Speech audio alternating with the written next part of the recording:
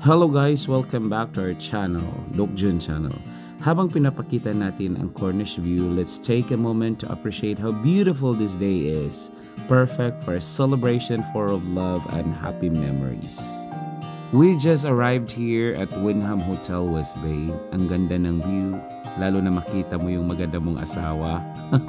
And honestly, ang ganda talaga ng place. And we are just waiting for some of our friends to arrive. Minsan talaga moments like this, simple waiting, simple kwentuhan, sila yung nagiging pinaka-memorable. Ayan na sila, ang saya makita mga familiar faces, all gathered for one little angel who brought us together today. Wow, and look at this beautiful setup. Sobrang galing ng Frank Events here in Doha. From the colors, the details, hanggang sa overall vibe. Everything was done with so much care and creativity. Perfect talaga for Gabriel's first birthday. While waiting for the program to start, syempre walang patalo. Photo booth muna.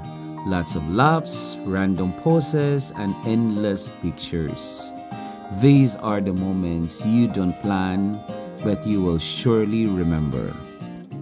Of course, more fun, more pictures, more memories. Makikita mo talaga kung gaano kasaya ang lahat. Bata man or matanda.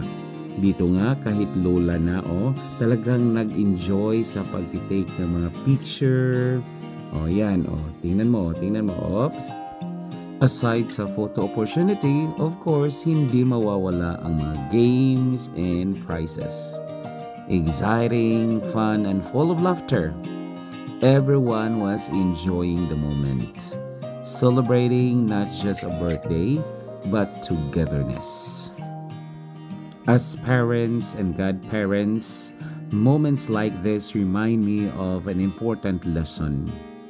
Being a godparent is not just a title, it's a promise. A promise to guide, support, pray for, and be present as Gabriel grows.